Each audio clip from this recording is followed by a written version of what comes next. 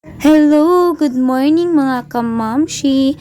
Ayan, kakagising ko nga lang po niyan. Diyos ko, ang itsura ng mamshi nyo. Aba, pagpasensyahan nyo na. Ayan, grabe, ang sakit ng puson ko dyan. Siguro ay magkakaregla na ako today's video at syempre tulog pa ang kambal dyan mga kamamshi. Syempre ako muna. Bye-bye. At syempre ayan, inayos ko muna ang hair ko dyan mga kamamshi. O talaga ba aayusin? O mukhang tamad ka mag-ayos sa sarili today? Daig mo pa dyan buntes. Ay hala, huy. Siyempre mga mi, ayan. Mag-uumpisa nga pala akong mag-init dyan. Siyempre, umagang kay ganda, dapat magkakape tayo. Siyempre, magkakape mo tayo mga kamamshi. Kape po tayo mga mi. At ayan, kumuha lang pala ako dyan ng kutsara mga kamamshi dahil wala nga palang akong kutsarang extra dyan. Siyempre, ayan, ugasan ko muna yan bago ko gamitin. At syempre, magkakape nga pala tayo o baka naman Blanca, 1 million. Pero eme lang yon. Hala, uy. Syempre, ayan, kukunin ko na nga pala ang mainit dyan mga kamamshi at magkakape na nga pala tayo. Syempre, kopi ko yan. Ayan ang pinaka-favorite ko. At syempre, tinignan ko muna tong kanin nga pala mga kamamshi kung okay pa. Para kasing iba na ang amoy mga kamamshi kaya inilagay ko na dyan sa plato kasi parang itatapon ko na kasi parang panis na siya mga kamamshi. Sayang naman pero wala nga naman kainin ko pa yan. So yan, nakakapanghinayang talaga mga kamamshi na mapanis sa sobrang dami niyan. Diyos ko, siguro kasya na sa amin yan ng kambal. Grabe amoy. Hindi ko na kinikere. Ininit ko pa yan kanina mga kamamshi. Pero yung pagbalik ko, aba Diyos ko, panis na talaga siya. At syempre, ayan, lalabas muna ako mga kamamshi para magkape. Syempre, ngayon lang po tayo lalabas kaya itutodo ko na to. Ayan, pumunta muna ako sa aking kapitbahay dyan. Syempre, ayan mga kamamshi, sa mga oras na yan, is 9 na nga pala. At nakitambay muna ako dito sa magandang babaitang ito. Baka si Jane yan, syempre kasama ko rin yung babaeng niya. Syempre, fast forward tayo mga kamamshi. Kakaligo lang pala ng kambal dyan. Syempre, naligo na nga pala ako at nagkaroon ako ng red days today's video. Grabe, ang sama ng pakiramdam ko niyan mga kamamshi. Pero, ayan, umulan na nga. Diyos ko, napakalamig.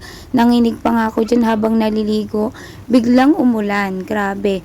Ang init yan mga kamamshi pero bigla-biglang umulan. At syempre, nagkape ako uli. Aba, adik na adik tayo sa kape today's video. Syempre, nagtimpla muna ako bago ko ayusan ang aking anak. Syempre, lipstick muna yan mga mare. Bago ang lahat. Syempre, nag-ayos muna ako ng sarili ko. Tapos sila naman.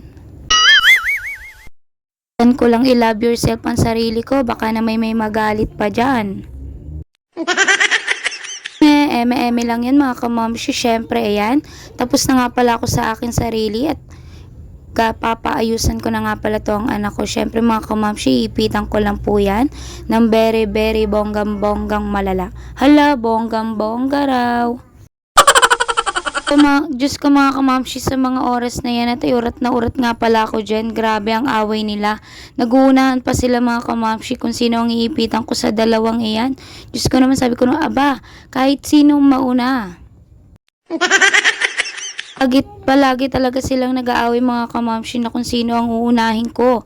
Aba, isa lang ang kamay ng mama nyo. Paano ba naman iyan? Pero syempre, nag-isip sila kung sinong mauuna para naman walang gulo.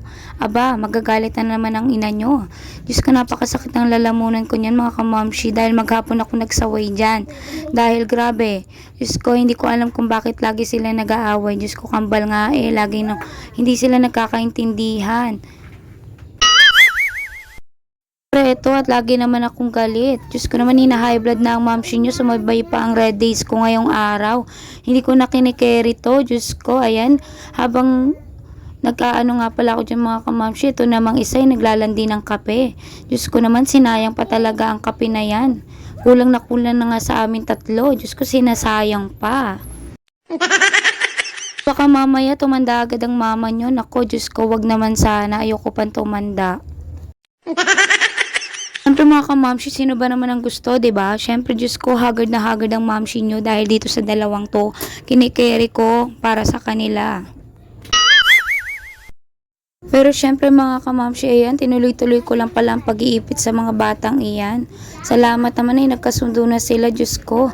Maghapon na nila akong in-stress. Ba, sumabay pa ang red days ko, Diyos ko. Gusto ko na magpapakabait na nga akong ina pero dinidemonyo ko nila. Gusto ata lagi maladrago ng kanya lang ina. Diyos ko naman, pagod na ako mga kamamshi na mag-init ang ulo ko everyday. Diyos ko naman mga batang ito, sabi ko sa kanya, iipitan ko na siya. Diyos ko, grabe. Minamadali ko na nga pag-ipit na yan dahil Diyos ko, ang gusto pa naman ay tirintas. Yan, tinirintas ko na nga pala sila mga kamamshi para naman masunod ang hilig. Aba, minsan lang masunod ang hilig nila kaya ayan, tinupad ko na. Diyos ko naman, ngalay naman ang kamay ko dyan dahil dalawa nga sila. Gusto pa naman ni ganyang ipin, nakikita nyo ba? Kahit ganun pa man, ma-stress man ako, love na love ko yung mga yan, Diyos ko naman. Pero talagang inaano nila talaga ang pasensya ko. Diyos ko mga kamamshi, grabe. Ang hirap na mag-anak kaya ako. Ayaw ko muna silang sundan dahil dyan pa lang ay hindi ko na kinikerry. Diyos ko, parang ang sakit-sakit ng ulo ko everyday dahil lagi silang nag-aaway at hindi ko na kinikerry. At syempre, ayan, tapos na nga palang isa dyan mga kamamshi. Syempre, ito namang isa. Diyos ko, ang sakit-sakit na ng ulo ko dyan.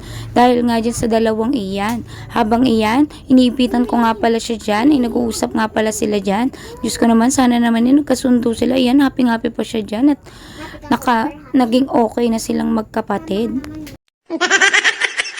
Ko, ewan ko ba naman sa magkapatid na ito, talagang lagi nag-aaway at hindi ko maintindihan na konting bagay ibinag-aawayan nila. Kaya yan mga kamamshi, hindi ko alam kung bakit nga ba ganun yung magkambal. Diyos ko naman, talaga namang natural lang ang nanay nyo, pero huwag nyo naman maging drago naman. Napakabait kong tao. Charot. O, wag na kayo mag-inaso dyan, mabait talaga ako, kayo lang talaga hindi. Pero syempre, ayan mga kamamshi, patapos na rin pala ang baby girl na yan. At ayan, konting pasensya na lang at dyan lamang po natatapos ang aking mini vlog. Bye-bye!